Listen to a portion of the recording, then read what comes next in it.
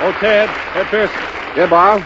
Say, I've been answering questions all week about this new and improved Maxwell House coffee. But there's one thing that's got me stumped. Well, what's that, Bob? Well, people ask me just what you mean when you say the new Maxwell House coffee's been enriched. Will you tell us just how that's done? Well, I'm afraid I can't, Bob. You wouldn't expect Maxwell House to publish the secret of the blend that's making so many thousands of new friends for Maxwell House. Well, what do you mean, secret? Well, just that. After all, coffee blending is quite an art. You have to have a very keen sense of taste and smell to take coffees from many parts of the world and get a blend so many millions enjoy. Now, for example, it took 12 expert coffee blenders 8 months before they found a way to improve on Joel Cheek's original Maxwell House blend. But what an improvement it is.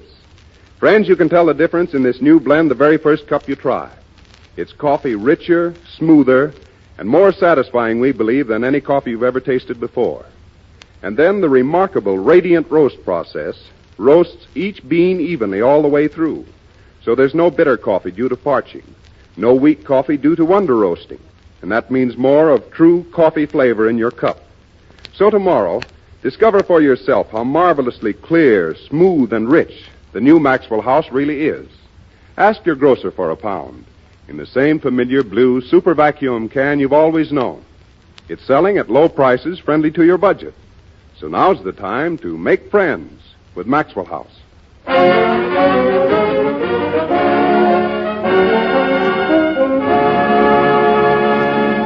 As our special guests tonight, we have two of the nicest people on the MGM lot.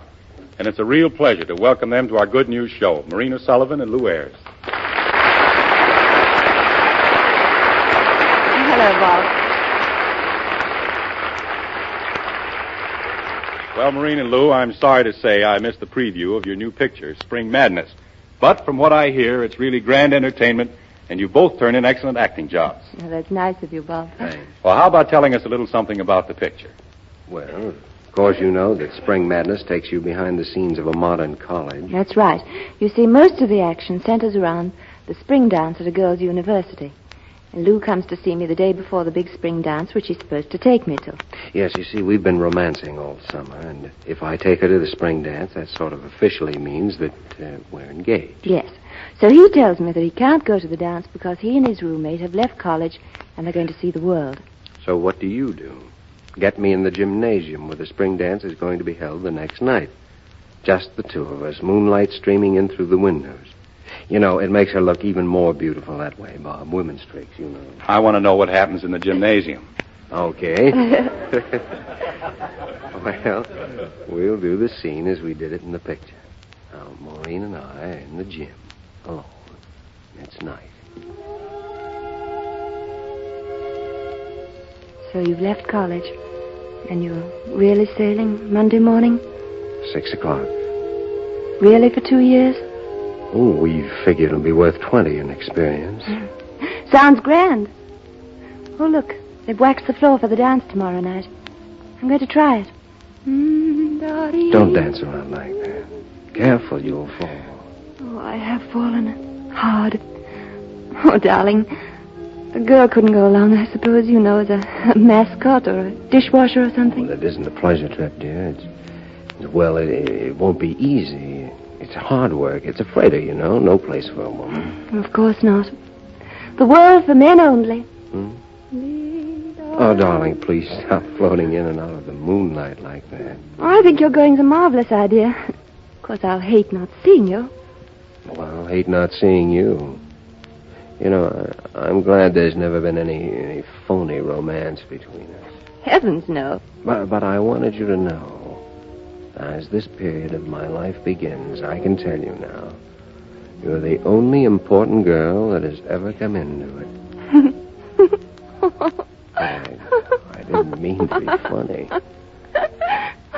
Oh, you were funny, darling. You looked just like a very little boy when you said that. And you sounded like the funny papers. Don't be mad. Thank you. Oh, please, dear, don't cry. I always cry when I laugh. You'll be all right. Ever take a look at that little jaw of yours? It'll see you through anything. It will. You're kind, darling. It's a bad idea to fall in love before you know what you're going to do in life, isn't it? Don't you think I'm right? Yes. What about? About letting yourself fall in love. Well, of course, darling. And you remember that on your travels. Never fall in love. Fall into the deepest ocean, but never, never fall in love. I certainly never intend to. Darling, come here. Oh, please, let me go. You see, you don't understand. Getting married sounds romantic now, here in the moonlight, up in a girls' college, out of the world. But you don't know what it can be like without money. I suppose I couldn't get a job. The chances are I couldn't. Well, how would we live? By having someone slip us a few dollars every once in a while? Oh, I'm sorry I'm childish. You're right. Only, I keep getting a funny feeling that if you really want to, you don't wait for a miracle to happen. You just do what you want to do, and if you're the right kind of people, it comes out all right. It must come out all right. But you don't know what you're saying. Did you know that I've had a job promised me right away? Would you let me slip us a few dollars now and then? Just to keep us alive? Oh, listen, darling. I'm trying as hard as I can to keep my sense. No, of course not. Forgive me. Forget what I said. You're well out of it with me, I can tell you that. I'm frivolous and empty. And there's nothing in my head but the wind rushing through. The wind and the rain and some old leaves. You're the nicest and sweetest kid that ever lived. That's why I'm not going to let me hurt you. Oh, let's get out of here. Get some air. Stuffy in here.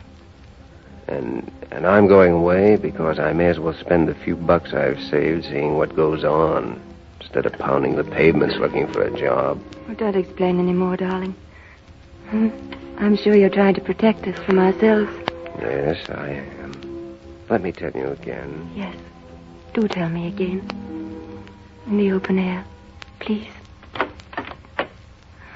Oh, look how beautiful it is. The moonlight, the campus, the old college buildings.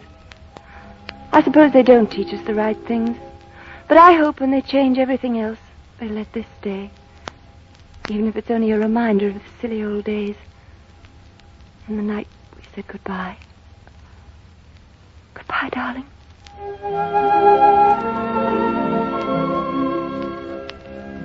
Why, that was a lovely scene, and you two really do it as it should be done. Thank you, Bob. What's more, I'm sure the public will agree when they see you both in Spring Madness. Thank you for coming, Maureen and Lou. Good night. Good night.